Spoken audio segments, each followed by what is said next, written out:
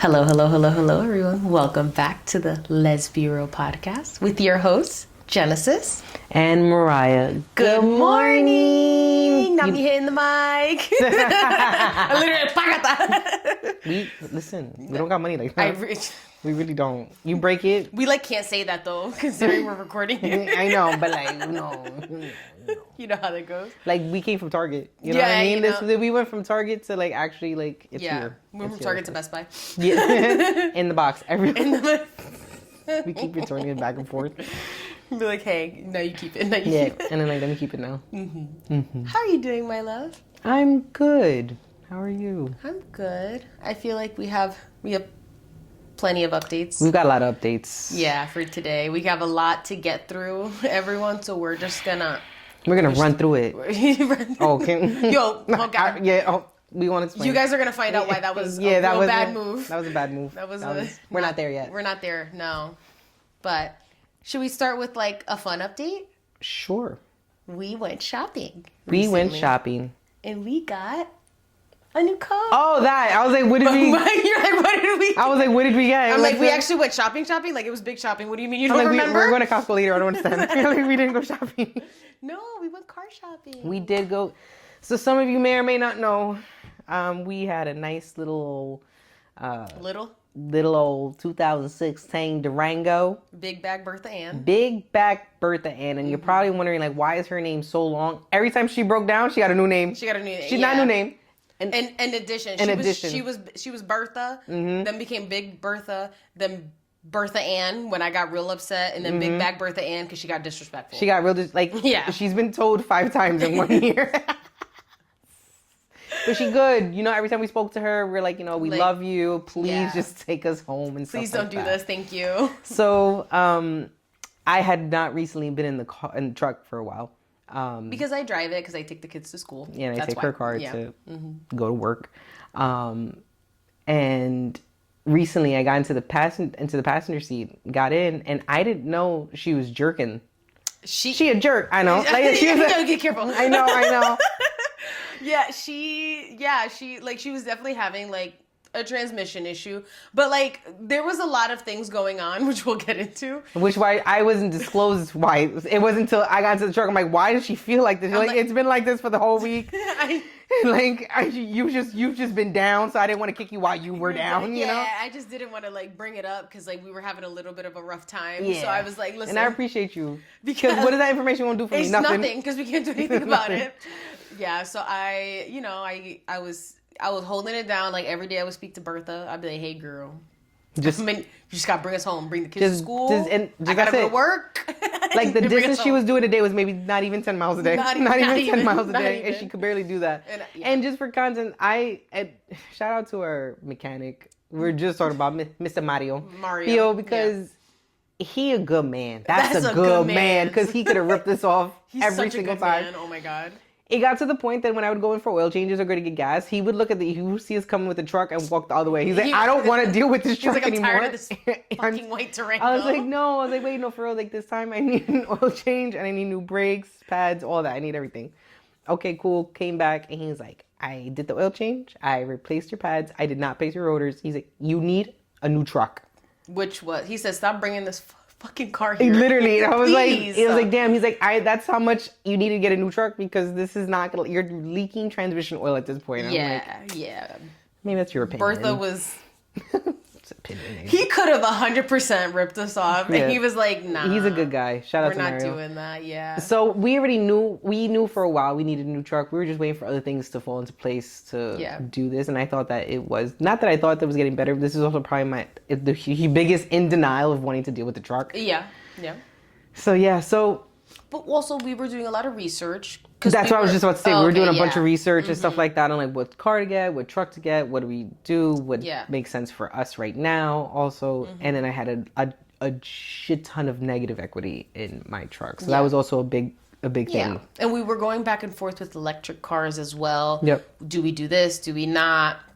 It was a pros and cons. Yeah, pros and cons. It was a whole thing. So it's I think it's not that we were taking our time, but we also want to make like a good choice, right? Yeah. We're both pretty research oriented people. So we want to make sure that what we're getting is good. Yeah, it makes sense. Yeah, it makes sense. And it, you know, I think that how it all came, I think that Friday we decided, like, I think this is the truck that we're going to go with. And we ended, it was, you know, if it's available, it's available. If it's not, it's not. It wasn't meant to be, right? Yeah. I don't like to get too, like, oh, bummed out or anything like that. Naturally happens, but then that Saturday, we was driving to Dunkin' Donuts and I was like, hell no, hell no. Like, it was aggressive. Yeah. And then the kids were in the car and I'm like, it's every day. They were like, it's every day. I'm like, you all hid this from me. Like, because you just didn't need to know. Yeah, so we ended up going to the dealership. And when we were driving to the dealership, the check engine light came on. Yeah. Like it was D-Day. it was deep. Like that day it came on. I was like, she was like, I'm really ready to. I'm ready. Give up. I'm ready. I'm dying. So we went to the car dealership. I'm like, we won't pretend. Now they got, because the thing is, I wanted to trade in the car. Yeah. So disrespectful. I want top dollar for this car. It ain't 10 years old yet. You know what I mean? Yeah, almost. So, She's almost there. And yeah, we bargained. So when he got to, you had to go test drive the car. He gets in and he was like, so is there something wrong with the transmission? I'm like, no. What happened? That must have been with you. You must have broken it. You must have broken it. And, like, and the check engine light on. Mind you, the check engine light. They're saying this and we're sitting there stone cold. Like, that's crazy. That's wild. That's wild. Now what? And every time they said, they gave us a price for the Durango, and I'm like, I want more though. I want more money for She's like, honestly, I didn't even think they were gonna take the trade. she's like, the fact that you asked for more, she's like, well, now we just ruined the whole deal because you're not now getting they're this gonna truck. be like, now you're getting greedy. Now you're a problem. And then you thought that was the problem. We just kept going and like, well, I want this price, but then I want this. Yeah, it was so funny. Like we were definitely being those people. Like no, we know how to buy cars. Like I've done a good deal before on a car. Like we know what to do. And every single time they would come back with numbers, I'd be like, no. And I started doing my own math. When Jennifer pulled out her own calculator, I was like, damn, guess what? Now we're done. I didn't even stop. I stopped talking. The guy who sold us the car was like, I'm going to go get my... He literally was like, while you're doing that, I'm going to get somebody else. Because the way that you're mathing right now. Yeah, he was like, you're doing a whole lot of math and like... Yeah. You can argue with the accounting guy on this one. Yeah, exactly. The guy pretty much. He brought him right to his desk. Like they didn't even bring us to the office. They were like, just come. Come here. Just come. And we got a great deal. Yeah. The kids... I don't know how many of you guys have done this, but we went car shopping with 3 children. Yeah. And it's always a long time at the dealership. Yeah, we were there for at least 4 5 hours. Yeah. And we got there at 9:30. Yep. We didn't leave until like 2:30, almost like 3 o'clock. Yeah. Like we were there for a while. Yeah. But they did great. And people in the dealership were complimenting. People who were who worked there, who were getting cars, were like, they're chilling. They're doing really good. Yeah. I think I instill fear. And yes. Don't act up. And as soon as you hear a peep. Yeah. And like every single time they'd be like, so I'd be like, guys, sit back down. Go sit back down. There's nothing we can do right now. But we're waiting on numbers. They did great. I'm really proud of them. We got a great deal on a car. Our payments only went up $40, which is great. Comparing to the truck that we had to now, it's night and day. Night and day, yeah. Like night 100%. And day. In every way. And the loan, the car, the truck, the experience itself. I mean, it wasn't a bad experience. No, like getting the car? Oh, yeah, no, it was great. Like, I'm okay with going back there and getting another car. No, it was great. Yeah, like, it was I really 100% I would go back and get another one. You know, assuming they have what we want. But yeah, it was great. No, it was a good experience. So yeah, we got a new truck. Yeah. We got a new truck. It's reliable. It's safe. She's pretty. She's real pretty. Her name is Serafina. Serafina. She nice. She's beautiful. She's nice. She is the cousin of Big Back Bertha Ann. Big Back Bertha Ann is like the aunt at from Alabama. It's a family reunion. Like that. And she's there sweating, cooking up. You know what I mean? Yeah. And then Serafina's like, Comes our cousin from New York is here. Yeah, and like she's really obnoxious and annoying. Yeah. Really annoying and obnoxious. She thinks she's better than everybody because she is. Yeah. Because she is. Serafina is. Yeah, I walk out every morning. I'm like, hey, girl. She's pretty. She's nice. We did a good job. Good job. Thank you.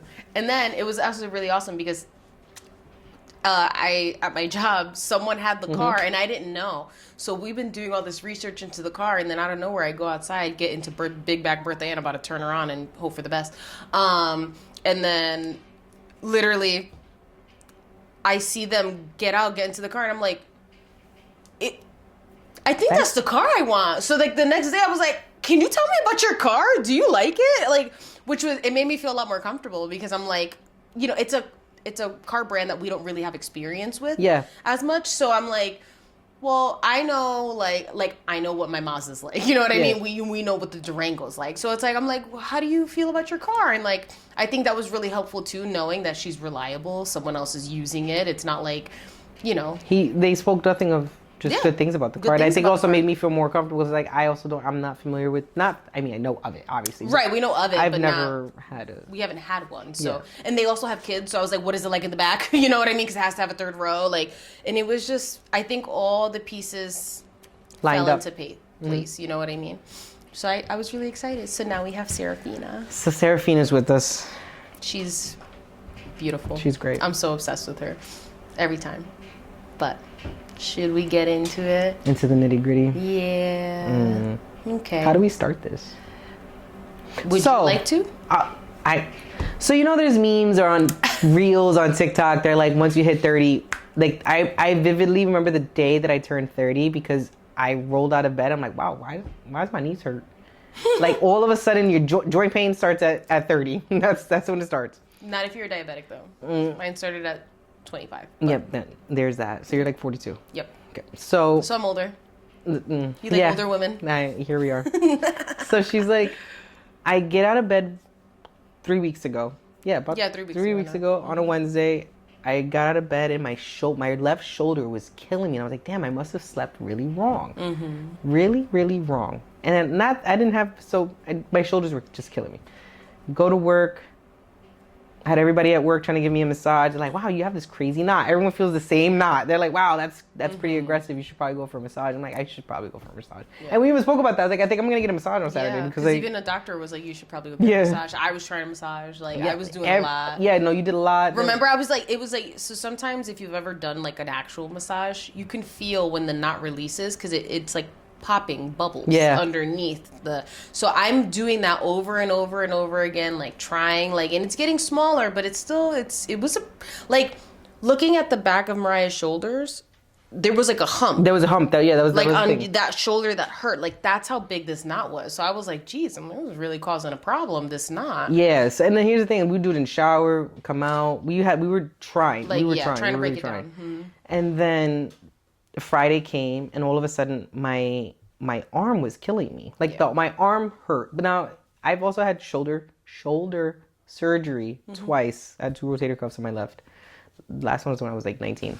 So I just assumed I've been having on and off shoulder pain, whatever that consistency of, for quite a few years, and I just thought it was just my shoulder. I'm like, oh, it must be swollen. Like even if I go to the gym, I know my limitations. I can't do certain things because I get like this like numb pins feeling, and I would have to take Motrin. It was the whole thing.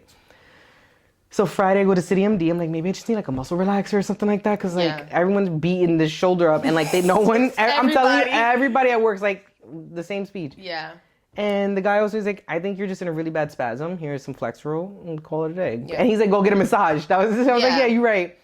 Go home. Saturday, ended up, you wanted to take me. Yes, that was the Saturday. No, that was a Friday I went to CMD. Saturday we went to watch the game. Oh, that's right. We went to go watch the game. So Genesis took me to go watch the Knicks game at Miller's. It's like this place in Paramus, yeah. It's like a sports bar. Yeah. And we sat down. I had Flexeril. We sat down. All of a sudden, I had crazy chest pain and shoulder pain. Like, I thought felt like someone was ripping the muscle off my chest, off my shoulder. Like, I can't describe this feeling. We had just ordered food. We just ordered food, drinks. I couldn't even sit in the chair. I have never been so uncomfortable, and I felt horrible because we just ordered food. Like they just walked away from the table. And I was trying to like just stick it through and everything like that, and I couldn't. And she's like, "Do you want me to just cancel the order?" I'm like, "I think I have to go to City MD again." Like, Yeah. So I got up, canceled it. I was like, we have to go. He was like, no problem. And there was a City MD right there. Yeah, the City MD is right next to it. So we walked out, and again, I had this crazy sharp chest pain. I thought I was having a heart attack. I was like, I think this is what's happening. So we went to City MD. I couldn't even lay down to do. They went to do like an EKG, like a little echocardiogram, I guess. And I was in tears. Like I could not lay flat, and that was the first time that's ever happened to me. The laying flat thing.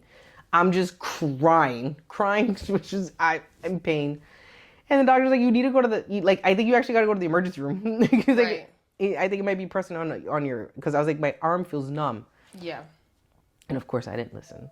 So I was like, let's wait. Maybe tomorrow I'll feel better. Maybe I should have just stayed home this weekend because maybe we just did too much. It was this is the Sunday. No, this is the Saturday before Thanksgiving. Yes. This is the Saturday before Thanksgiving. So then the next day we go to the ED. Yes, because the pain was still there. I couldn't feel my left arm. We go, and they did a CT scan. Was it? Yes. Yeah, they did a CT because it was super fast. Yeah. CT scan. Again, I couldn't lay flat. They were trying to do the EKG again because they think I'm having a stroke or a heart attack because it's left arm pain, right? And I'm saying numbness, all this. And he comes back. He's like, okay, so we're going to admit you.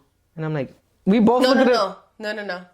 No, you didn't get admitted because they gave you a bunch of medications, and we went home because they were saying we were gonna. So when he was like there, he was like, "You're gonna be admitted. Like you need surgery." No, that's the second time we go to. Damn, the ED. You see, this is what happens. So they give us a bunch of medication. Oh yeah, I got a bunch, a bunch of drugs because I couldn't stop. I was screaming in pain. Correct. And they wanted you to go see a surgeon. Yes. They wanted you to have a consult with a surgeon to see if maybe there's something else that they're not seeing. Yeah. So that was the week of Thanksgiving. So you end up on a bunch of meds. You go to work. I go to work. Yeah, I still go to work. You go to work, you come back, and then Thanksgiving happens. So because you didn't have to drive, you didn't have to go to work, you were able to get that day off. You were able to relax for that whole week. Yeah, you were able to relax after that first ED visit on that Sunday. Yeah. And then we get through Thanksgiving. We have a good time. You're still in pain, but things are getting better. Yeah. Monday comes, and this is the first time you're going back to work in a decent amount of time, right? And then that's all she wrote. That was it. I think the driving, the trying to, work on patients, you walk around more, like you weren't, because I had you sitting down for Thanksgiving. I was like, I didn't do anything. I mean, I was in pain, but I was just I was just heavily medicated because I was like, I was just coasting the whole time. Napped at one point. Yeah. Like it was a lot. Like we went to Costco and you went to go pick something up and it was over, and I was like, stop. Yeah, I went to another spasm. Like it was crazy. It was absolutely insane. So that week you got to rest, but I think going back to work on Monday, just everything got inflamed. Somehow you drove home. So yeah, I was at work. People were like, you need to leave. Because they're like, you visibly you don't look well. Like I was like, yeah, because I'm in agonizing pain. They're like, so you shouldn't be here. I'm like, no, like I could do light stuff, whatever, it is what it is. And then my director of nursing was like, you gotta go. You gotta go. Y'all gotta go. Yeah. So I was like, all right, I'm gonna just drive myself to the ED.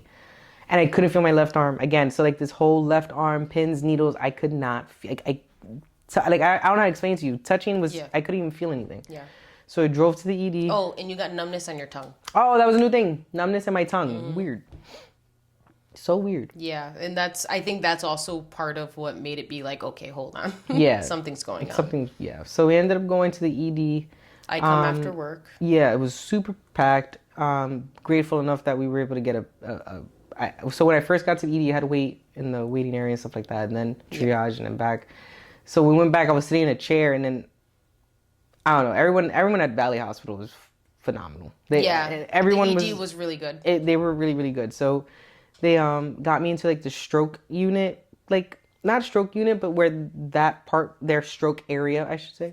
I was able to get a bed, got there, and the pain, I don't know where it came from.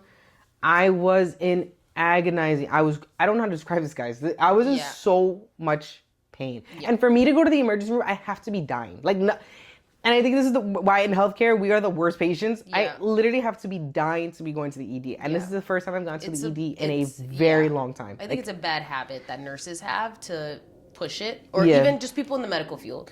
I think pushing it a little too far. Yeah. I think going a little sooner would have definitely helped a bunch. You know what I mean? But, you know. It was significant. I couldn't lay flat, had all these restrictions, and then because now you say left arm, I can't feel my tongue. People are assuming you're having a stroke or you're having a heart attack or something like that.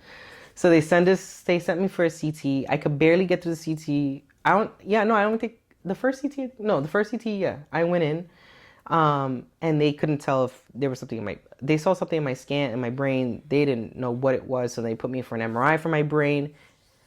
I had every single time I went for I came out of a test, I'm just crying. Like at this point, I was just so tired from crying. There was just tears just coming down. Yeah. Yeah, it was tough. It was tough, and that was tough. I went for a CT, MRI. I think it was like 2 MRIs and 2 CT scans. Yeah, because I was there for 2 of them, and I just remember. Yeah, how was that for you? Because I don't think I also think in our relationship, I've never been like that. I've never in that type of pain, like in that amount of pain. Yeah, no, you haven't, and it was really because like you're pretty resilient to a lot of things. I think, not saying that you're not capable of being in pain, but like the level of pain that was happening was just so. It was a lot. Like when you came back from that MRI when I was finally there, and I heard you coming down the hallway. I was hollering. I couldn't even stay still. I was in so much pain in my neck. Yeah, it was like I was just like I was already really emotional because I was really scared because like you know when you see someone in that amount of pain, you're just like, well, what's gonna happen? What are we doing, right? Yeah. Like even to the point when they first took you to MRI, like they leave the door, the curtain, the curtain open. And so I just got up. Mind you, your nurse, her station was directly in front of your room. So the person took you, and I go and I close it, right? Because I was like, I just need some alone time. I need a second.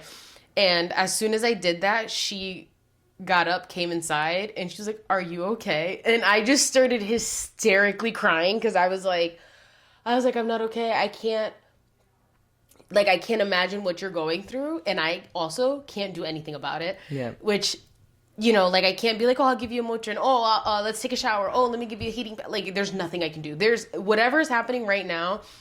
You just have to deal with, and I can't do anything about it. And I was just like, you're in so much pain, and like you don't want to see people in that amount of pain. Like it was aggressive. Yeah. I was like, I didn't know how. I didn't want to breathe. I was like, I'm just in so much pain. It was and it was like, and then this lady, she's like, are you okay? And of course, I'm like, you can't ask me on the verge of tears if I'm okay, because then I'm hysterically sobbing on this nurse's chest. Bless her heart, because she really didn't have to check in on me. No. Like, she had plenty of other people to deal with. You know what I mean? They almost went on divergence. It was overly packed. It was a really packed day for the ED. And, like, even to the point when you were talking to some people and they were like, you were here on that day? Like, that's how packed this ED was. They're like that, yeah. And she was really helpful. She was really good checking in on me. Even after, you know, when they took you to another scan, like, she made sure I was good, which in my mind, I'm like, you don't have to do that. Yeah. All you have to do is care about Mariah, really. And it was just like, then you came back from that MRI. And then they sent me to the CT scan right away. Right away. And you were just like in so much pain. And like I knew they gave you medication and you were in so much pain. I'm like, I need them to stop doing stuff. I need them to stop moving you. Like I couldn't. I'm like, I don't want you to move anymore. Like to the point where I was just like, I'm going to have to say something because I'm like, I can't. Like, yeah, because I kept going. Yeah. And it's tough because like now I'm going through that and like I you know, I haven't. So when you go for these tests, right? Like an MRI is like 40 minutes long. The CT is like maybe not even 5 minutes. Yeah. But to get into that position, like I was telling everybody, like, just put a pillow there, put something, like I can't lay flat like this. Yeah. It was horrible. It was horrible. I felt bad that you saw me like that because I cry, right? But like I was just at anybody's mercy. Just put me out. Just like I can't deal with this. Like what is this, you know? Yeah. And because they were doing so many tests back and forth, like I said, you know, they found a cyst on my pituitary gland. Mm-hmm. But they couldn't rule out whether that was like I was hemorrhaging. They didn't know that was the whole thing. They thought I was hemorrhaging. Yeah. It was wild. They kept saying different things. I thought I slept wrong. This is because I slept wrong. Yeah. I was like, I need a new pillow. That same day, we bought a cervical pillow. I bought that's how committed I was to this pain. I was like, I can't live like this. Like, yeah. So yeah, we were there. We were there, and then they were keeping you overnight. Yeah, because then that's when they were like, we're admitting you. Yeah. And they were keeping you, and I like tried to stay as long as I could, but obviously you gotta go to work. You have our dog I have the dog at home. You know, like I'm like, he hasn't eaten. I didn't even go home. Like I came. Now, mind you, I work in an office, right? So I'm like in heels. Yeah. I'm like in full bit, and like I'm like click clack click clack around the whole ED. I'm like, she looked bad. You bad. You're the baddest in the room. Copyright. You know, it's just, I just feel like I look so out of place right now. And I had scrubs. I wish they were the scrubs on too. It looked like I was picking up a shift. Yeah, literally. And I'm like, I'm just like, and like every single time I'm moving, I'm like, I just hear my heels. I'm like, why? And I like went home for 2 seconds. I'm like, why didn't I take my fucking shoes off? Like, I was like, oh my God. Like, and like I got home and I was just like, we haven't slept apart. Yeah. Since moving in with each other. Yeah. Like fully. I would say the only time was, The only time was Christmas, but I hadn't moved in technically. Moved in, And that was such a bad night. I mean, it was a bad night for a couple of nights until you came home. Because then you just proceeded to not be home for a week. Yeah. And it was really... Hold on. It's okay. Hold on. Yeah. It was like... I couldn't help you. Yep. And we also didn't know what was happening. At that point in time, we didn't know what was happening yet.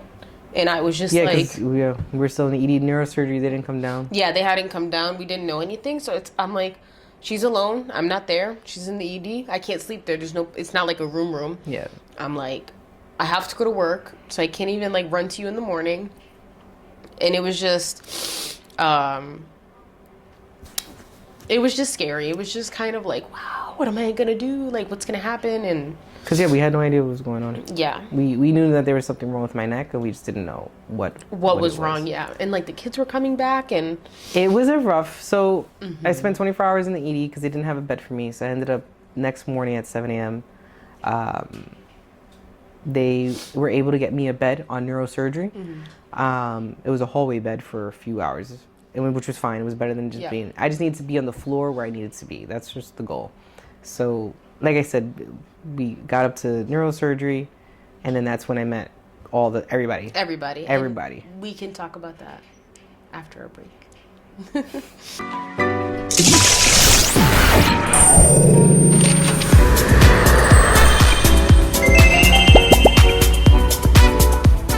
We're back. Yo.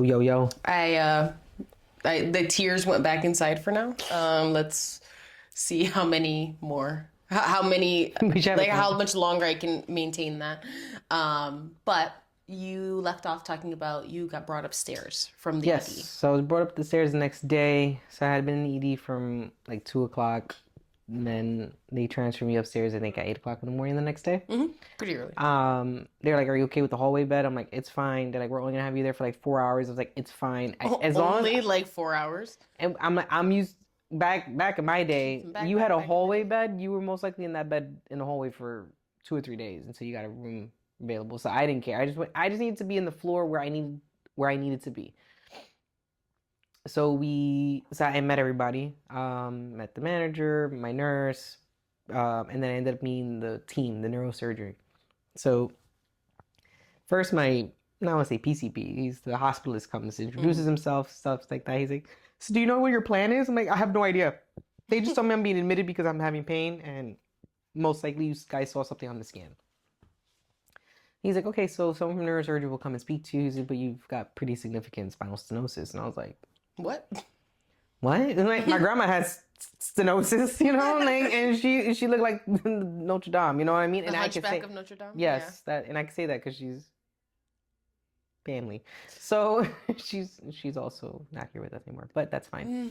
So I was like, stenosis, like that's wild, bro. And I can also say this about her because we was besties. Like She threw an insult at me. I had 5 back. You know what I mean?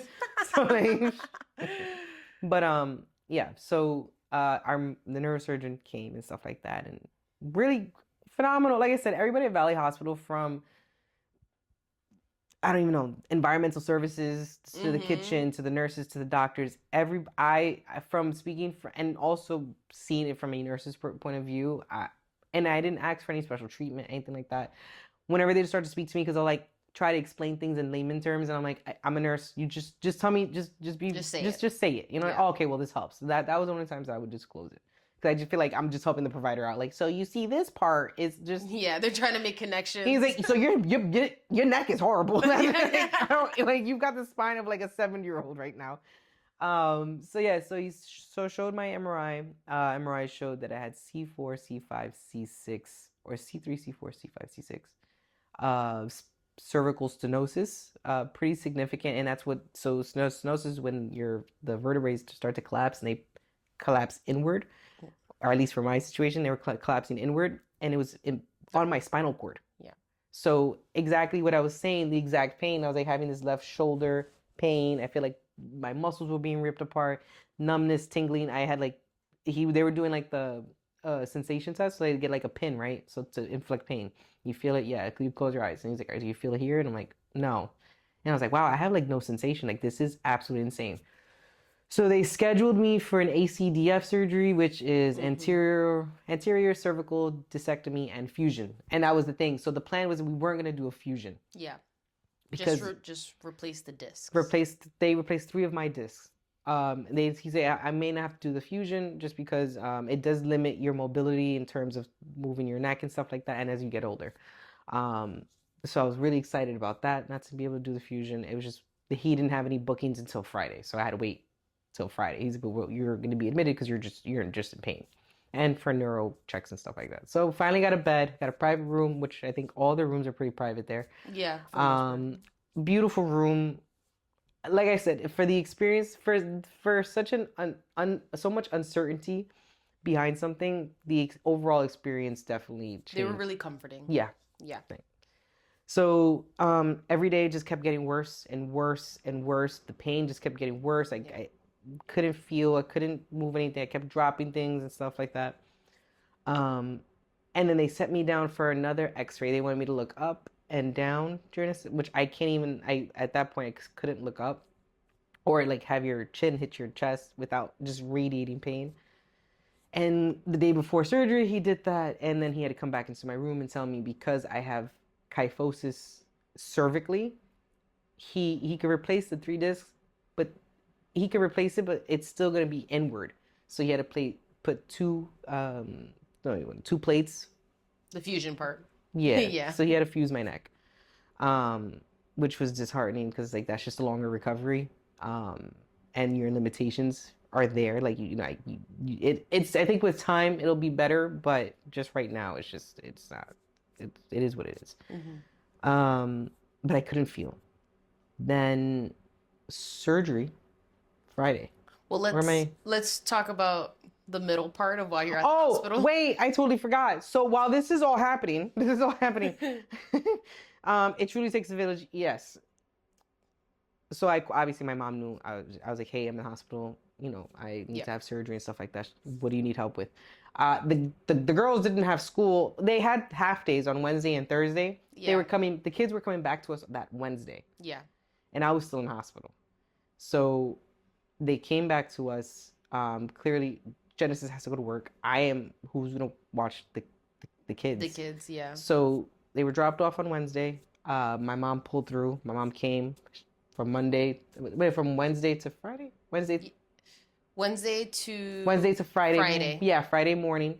And then Genesis' mom, out of nowhere, is like, not out of nowhere, but like... But then my mom came to do the weekend the weekend shift with her because like I'm still in the hospital. What's my recovery looking like and stuff like that? Yeah. What was so beautiful about all this is that while in the hospital... Oh, no, Friday. Because your mom left Thursday. My mom came Friday because she did pickup. That's right. Because she did pickup. Yeah, she did in the afternoon. Yeah, and then all by herself. Shout out to my mom. Yeah, because so like, and then picking two up locations, 3 kids, a different state. Yeah. You know what I mean? Car seats, the whole car seats, everything. Yes, she killed it.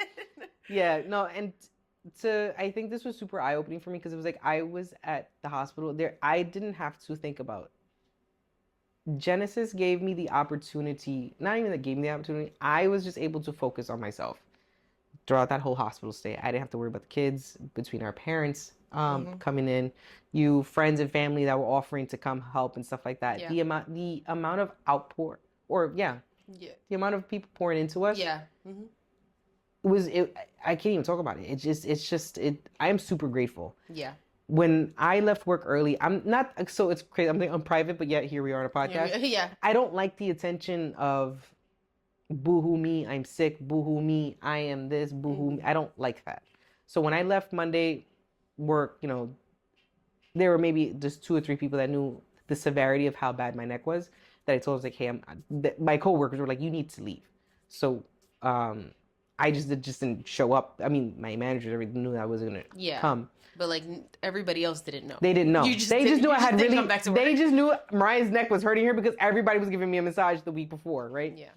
So the amount of people that reached out to me, reached out to us, to check in and stuff like that. Again, coworkers were checking in on me, but they were like, hey, we don't know what's going on. We just want to let you know we're thinking of you. Yeah. And I could appreciate that. So the fact that so many people were poured into us, I was in the hospital. What I'm trying to say is I just had to focus on me. And I don't think there's many people who are in my situation that could have had that opportunity where I could just not sit in pain, but just deal with whatever's going on. Because like, I don't know for y'all, but spine surgery was not on my bingo cards ever. Not even the month of December. I did not think I was having spine surgery. And once you start, it's just, for people who work in healthcare can understand, once you open your spine or when you have spine surgery, it is downhill from there in terms of pain. People who are on pain management, it's such you're in chronic pain, right? So like having to deal with like, what does now my future look like? I have a hip replacement. Now I got this, I'm going to have neck surgery. The kids are with us. Now I can't go to work. Yeah. What are we doing about money? What are we doing about this?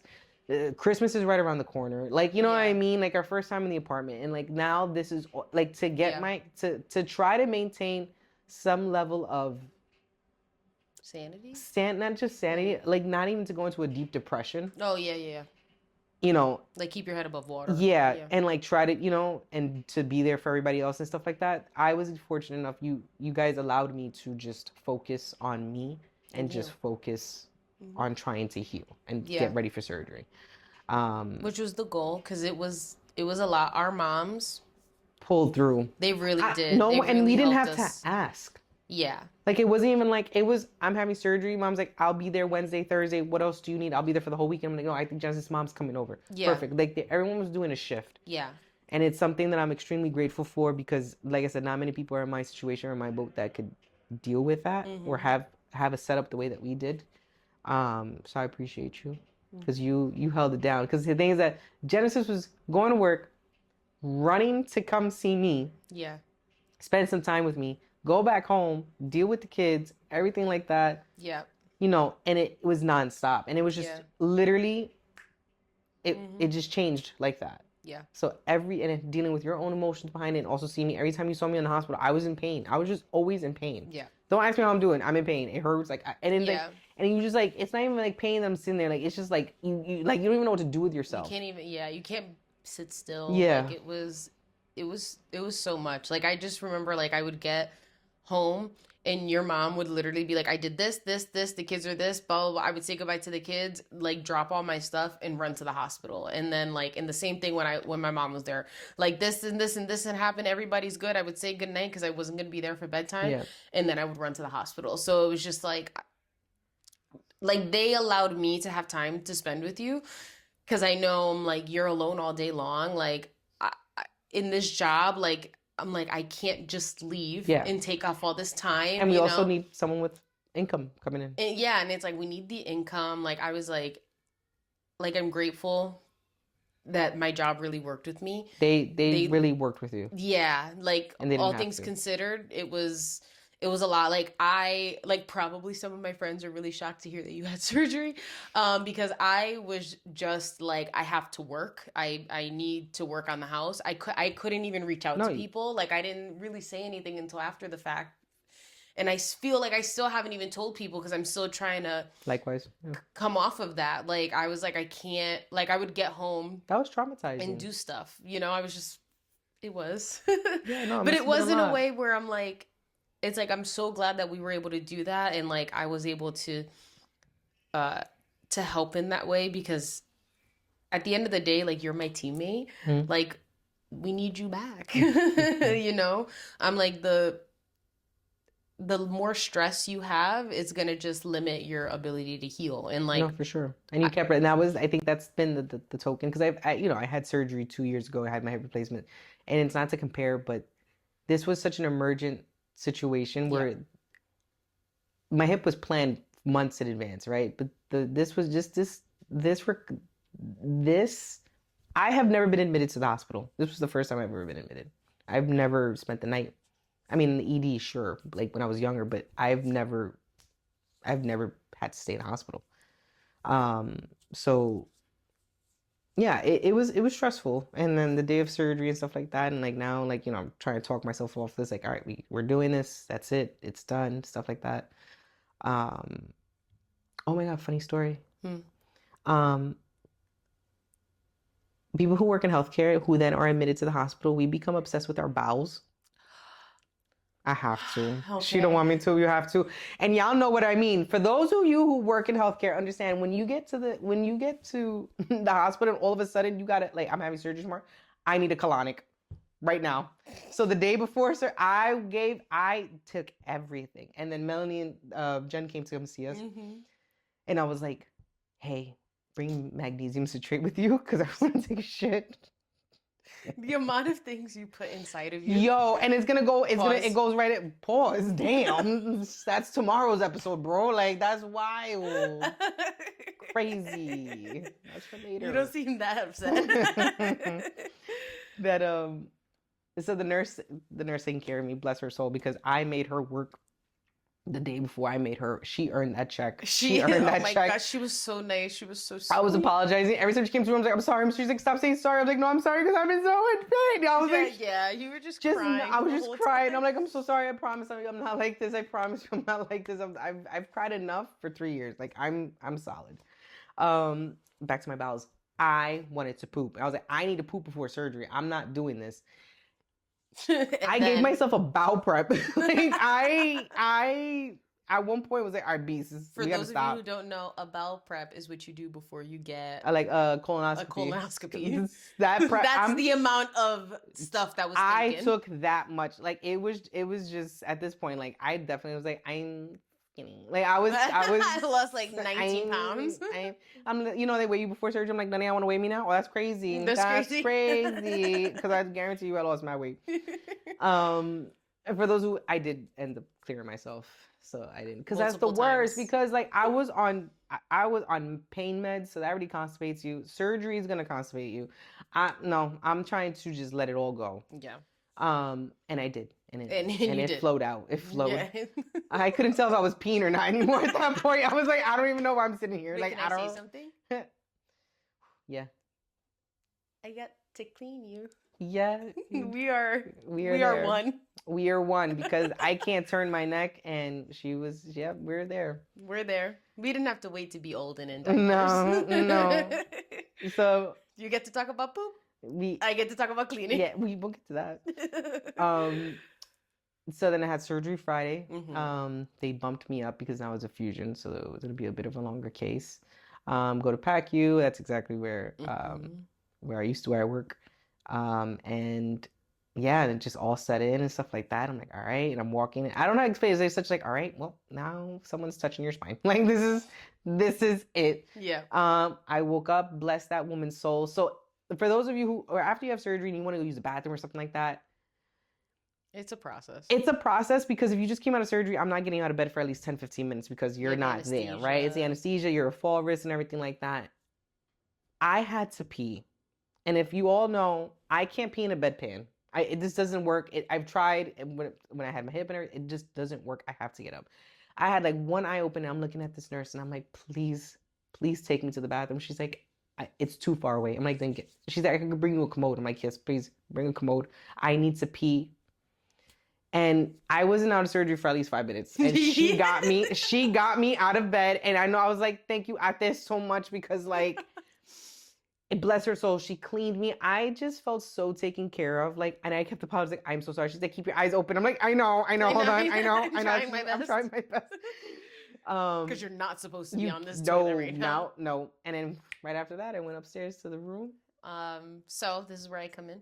I was at work while you're in the middle of getting surgery, and I'm trying to like be a person, you know. Because she was upset. There was nothing for anybody. If I'm having surgery, what are you gonna do? Sit there and look at a board until I get out of surgery? Yeah. I was like, go. That's to work. exactly what I wanted to do. And I said, just go to work. So I was at work, and I was really not having a good time, and then like, you know, I'm trying to focus on work and trying to be like, okay, I need to pay attention, I need to do this, blah blah blah blah. But obviously, my mind is in like 90 different places, and so I'm just like, okay, like you're fine, you could do this.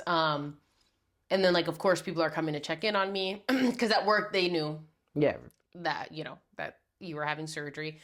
So everyone was like, how are you doing? Like, one of my coworkers came and she was just like, as soon as I walked in, she goes, did she go into surgery yet? How's it all going? She came, she hugged me because I was already like, oh my God, I can't do this right now. Like, you know, because I was obviously emotional. And then I just remember I was like in the middle, I'm having a conversation. I'm in an email talking with my coworker. And I see Valley, and I'm like, hello. And he goes, hi, is this Genesis? And I'm like, yeah. He's like, oh, I'm the surgeon. I did surgery on Mariah. And like you were out. I was like, is she awake? Is she okay? Is she like, what's going on? Like, just say it. And he was like, no, she's doing well. She's doing great. She's out of surgery. She's up. She's talking to people. I'm like, that sounds about right. I'm like, she's talking to people. Okay, good. We're having a good time. And as soon as I got that call, like my boss was like, go, like, get out of here, please. go see. Everyone calls you wifey. They're like, go see wifey. And I'm like, okay, thank you. And it was nice. And like, I had just gotten the call. So the coworker hugged me in the morning, came back and was like, how is she doing? And I'm like, she just got out. She was like, don't you feel better now? And I was like, yeah, I did. Like, I just, oh my God. No, it was a lot. It was a lot. I know we placate this and we're like trying to make, like, this was a lot. It was a heavy lift. That's for sure. And yeah, it was a lot. I feel like it's like tough from all angles, right? Because I feel like we're trying to also like, you know, keep the children calm. Oh, that was another thing. Yeah, the kids, like a big thing. Like they're asking for you every single day, and I'm like, you know what I mean? I would still like, FaceTime them. They already knew prior to me going to the hospital. They knew I was having shoulder pain because they already knew that I couldn't bend down. I couldn't do certain things. I couldn't pick them up. And we prepped them about surgery because the last thing we want to do is have them be like, you come home and you can't move. And we're also super transparent with them. Yeah, like I'm having surgery. Yeah, I'm super. You know, I'm having surgery. This is what this looks like. Blah blah blah. I don't know what the recovery's gonna look like. I've never had spine surgery. Mm-hmm. To give them time to process it, think about it, get their feelings out. You know, because it's also like, we know that they don't understand all the nuances of surgery, being in a hospital, being in pain. Like, you know, like they can understand it to their own capacity, but like it's big, and like they see your mom's here, my mom's here, we're swapping back and forth, Genesis is in the hospital, like I'm literally seeing them for like 5 minutes at a time, like because we're like their whole routine got messed up. Yeah, like, and like they're not in school, some are in school, like it was just like so many moving pieces. And I feel like the month of November and December, like the schedule already was wonky because of the holidays, you know, in terms of switching back and forth between the houses. So I was like, I feel like they just had a lot dumped on them. So it was like trying really hard to be like, yeah, like not everything's fine, but like mom is being taken care of. It's not okay, but mom is being taken care of. You know, they see like your mom is stressed, my mom is stressed, I'm stressed. Like, even though we're all trying our best to be like, oh my God, like, hey, like this is what we're gonna do today, blah blah blah blah. Like, it's still heavy, you know, like. And they should understand that. I remember speaking to my therapist a while ago about that. Like, they should know that everything's, sometimes things are not okay. And that's okay. It's learning how to process those emotions and how to feelings. cope with that. Yeah. And I think we did a great job. Like, you know, it was starting to get tough. Like, I remember my mom called me, like, what was it, Saturday? Yeah, because you were... No, Friday. She, you know, how Marco was having a hard time, and because they start to get fussy, especially him because he's the youngest. Starts to kind of get fussy, not having a good time. You know what I mean? Like I feel like each kid had a day where they were having a hard time. Yeah. Like I remember, like first was Olivia, and I was just like, "Hey, are you okay?" And like she looks up at you with those really big eyes, and like I just see them welling up, and I'm like, oh. She's the saddest crier. Like Olivia don't cry, but when she cries, it's just like she has no facial expressions. It's just tears running down her face. And like, so I was like, hey, it's gonna be okay. I was like, I am gonna come say goodnight to you. I'm like, don't you worry. I know you're gonna be sleeping. I'll come into the room. I'll give you a kiss. You're okay. And then the next day was Stella, where I was with your mom. I was like, hey, so like something's funky going on. Like I got her to giggle eventually, but it took some time. And then the next day it was like they all took their turn having their hard time. And I'm like, I can only imagine what it's like in their little bodies. You know what I mean? Like going through all of this. So then it's like, okay, and now we're prepping them. Okay, mom's out of surgery, doing well. Mom's coming home. But it's not going to be what you're used to. You know what I mean? Like, because, you're very expressive. You're very like, hey, what's up, blah, blah, blah. I'm like, so, mom's going to come home. We got to be careful. We got to do this. We got to do that. So it's like, it's getting them, like, they miss you. All they want to do is probably run at you right now at this point because they haven't seen you since they got home. Yes. And then, we come home and it's like, hold on. Wait. Hold on. Let's be careful because it's like, I feel like they really needed that time to, like, I guess needed that alone time with you, but it was tough because it's like you're coming home after surgery, not in a nice hospital bed where things recline the way you need them to, and bringing you home was a lot. It was a lot to bring you home. Coming out of surgery Friday, the biggest thing for me was I couldn't feel, and I remember feeling Genesis' hand, and I always kept saying I could feel. Yeah. And I should probably start. I didn't. When you got out of surgery. Yeah, no, but you were training the kids and stuff like that. No, yeah, this is what I was going to say. Oh. You got out of surgery, you're having your butt wiped, and then I get to the hospital because they let me leave work early. I get to the hospital and they're like, oh, you're still in PACU. So I'm like, oh, okay, no problem. They say, turn the corner. There's a waiting area. There's 2 nurses there who will help you and let you know when to go upstairs. So I sit there, scroll on my phone for 2 minutes, go to the bathroom, and then I ask, hey, am I going to see, I go, I'm here visiting my fiance. They just got out of surgery. Am I going to see them in PACU or in their room in neuro? And she goes, yeah, what's his name? And I'm like, so her name is Mariah. And they're like, oh, and I'm like. But Valley's also really big on the LGBT thing. So she's like, damn it. I did the in-service on this. Oh, let me go back to my script. Yeah, there's a whole slide 12. We literally have slide 12, Rebecca. Yeah, literally, there's a whole doctor just for the LGBTQ IA plus community. Literally, don't remember we're over this. We talked about this. We're over. Anyways, so then they go, oh my God, they're in the room. Go. So you got dropped off in your room, and I was there within 2 minutes. That's crazy. Of you getting out. And this is I know it's not funny, but it was funny. I get there and we repeated the same conversation twice. And this always happens. And I don't recall any of it. But I'm like, I'm consistent at least. It's the same question, same thing. The same thing. So I get in the room and I expected, I don't know, wires and tubes to be coming out of you. And then Mariah's just laying there with a little tiny line. And I'm like, that's it? To myself, I go, that's real little. It's such a tiny line. I'm like, they opened and took things out and put things in, and they replaced 3 discs through this little hole. How'd they get screws in there? It's a little line. It's a tiny little line. I don't understand how they did that. So I'm like, oh, okay. So then you're, of course, sleeping peacefully. So I'm like, I take off my coat. I'm trying to be careful. I move the chair and your eyes pop open. And I go, so of course I'm like, oh, I can say hi now. I'm like, hi, baby. Mm-hmm. And you were just like, I can feel you. I could feel you. Her hand. I hadn't felt anything. I've been holding that hand a lot. I know. But it wasn't. I couldn't feel. Now I felt, and it's great. What the difference was, it's like, wow, this is all I needed. Mm-hmm. Was for that. I don't know, it just changed my whole perspective on everything. This whole hospitalization, this whole experience and everything like that. I was able to feel like I didn't have pain. Like I had like soreness, like from surgery, but like the pain that I was experiencing before went away. It was like night and day. It all came back. And then, yeah. Then we spoke to your mom. Yep. Spoke to your mom. I FaceTimed her. You guys had a conversation. You asked me about how long have you been here, blah, blah, blah, blah. And then you fell asleep. And I was like, go to bed, baby. You've done a lot of work today.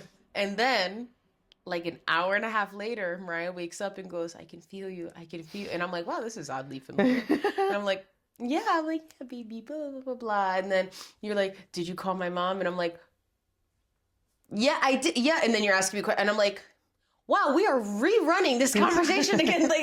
So then I FaceTime your mom and we do the whole conversation again. And then you ask me all this. And I'm like, oh my, babe, I don't think you remember. We already did this. Not in my head. We already did this part None already. of that was done. So I'm like, but you are consistent. Like it was like every conversation, every question happened at the same beat, at the same mark. Like we did have a longer conversation with your mom because like you could actually speak. Before it was just more like, hey.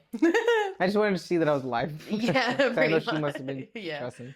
But you know, and after that, I just remember being so relieved. I was like, oh my God, it's done. You're here. Because, you know, surgeries have their risks. And I was, you know. Surgery. I mean, you know, the consent that you sign for surgery is in case you may also be paralyzed. Like, right. So, you know, there's also this chance that you could become paralyzed. And that's, I think, was like my fear that I'm like, I know he knows what he's doing. He specializes in this. But like, who knows? You know what I mean? Shit happens. I slept wrong. I slept wrong. So I think that this injury has been here for a while because every question was like, how did this happen? You just don't wake up like that. Mm-hmm. So I ended up I forgot what it was.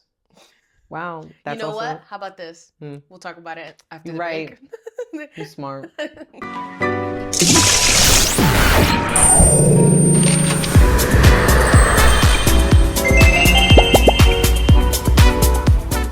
So, we're going home. So Friday had the surgeries. Saturday I was like, now this is when the impatience is. I want to go home. I just want to be home. So Saturday, I just needed to go with PT, OT, make sure I was okay. Pain was controlled. It was just spasms. I don't know how to explain it. It was just like I felt like I worked out. That's what the soreness. And then Saturday we got the clear light to go home, and we come home, and the kids and your mom, they made little signs and stuff like that. Yeah, it was really they made you art. They were welcome home. Yeah, it was a really nice time to come home, and then I was able to get into bed or lay in bed, and that's when I realized like, wow, hospital beds killing it because like great. they do it all for you. I even had my legs up at one point, you know what I mean? Like I was in the chair position, so I wouldn't keep sliding.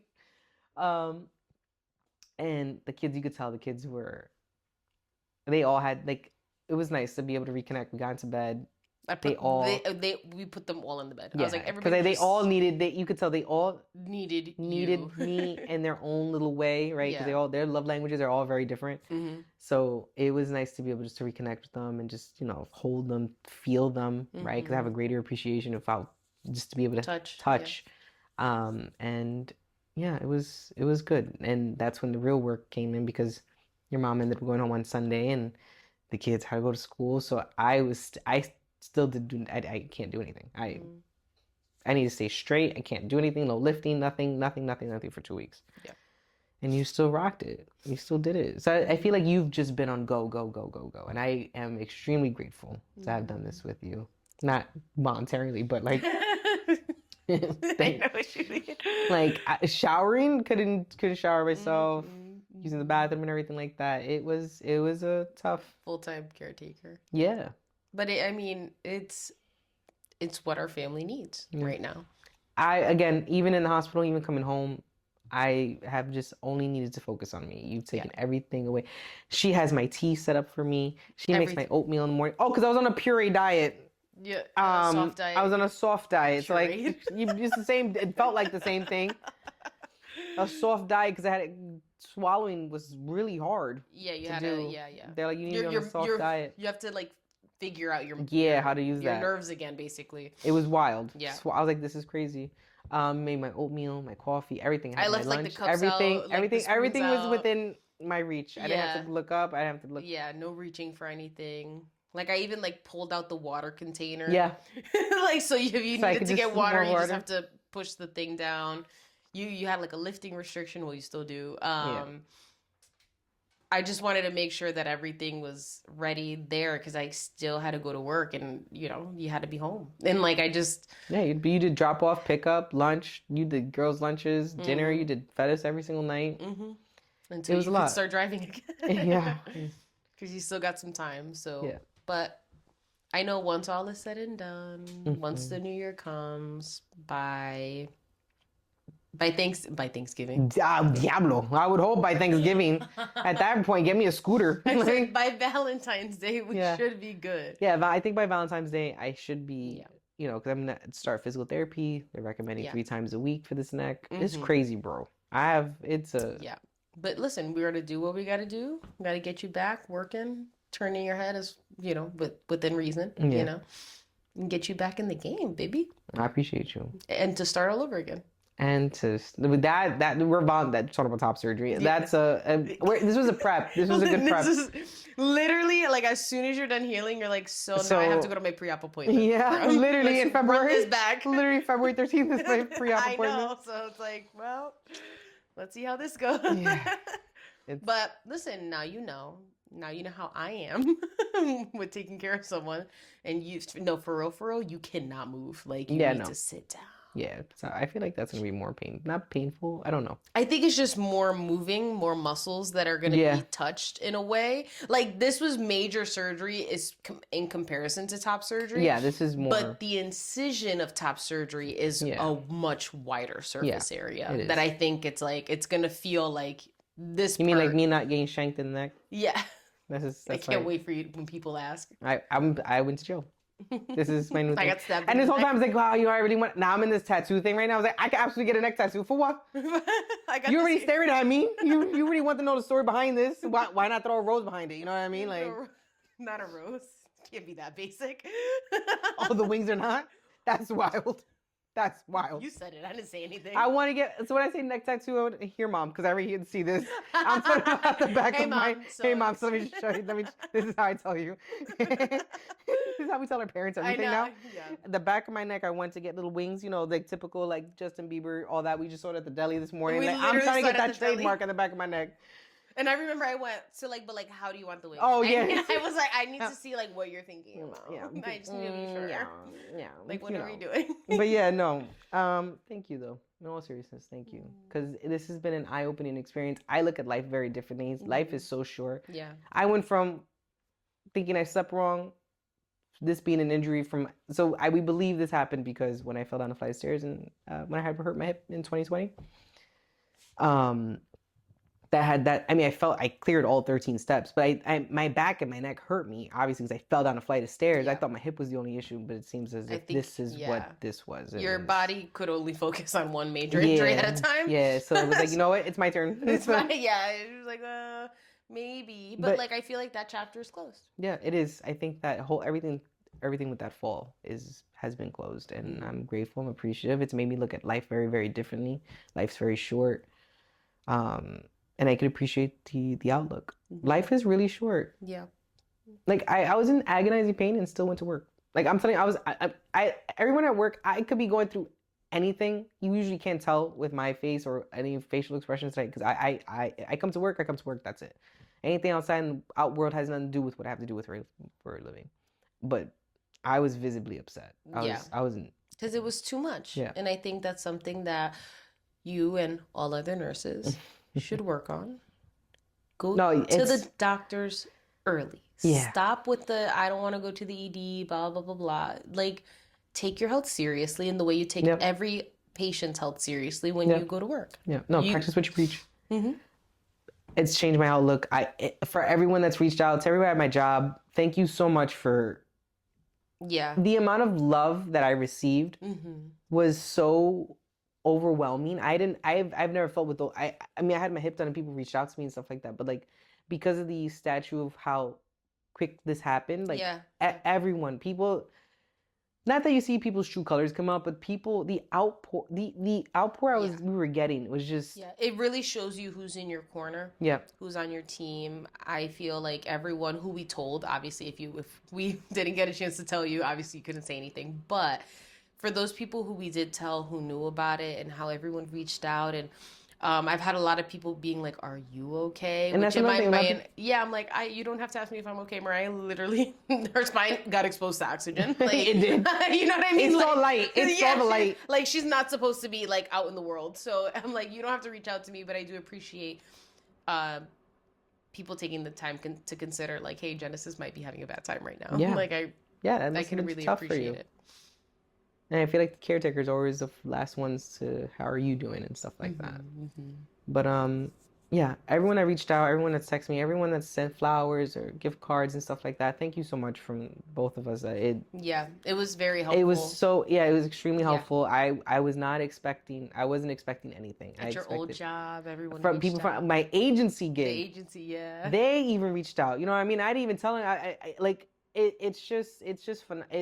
I don't know. I feel like when you put good stuff out into the world and it comes back to you, this is for what it was all for and stuff like that. And everyone pretty much was like, oh, something's going on, and everyone did what they needed to do, and it just made me feel like we are surrounded by really good people. We really are, and we're really blessed. We're truly fortunate. Like I said, I have a completely different perspective on life. I'm way more.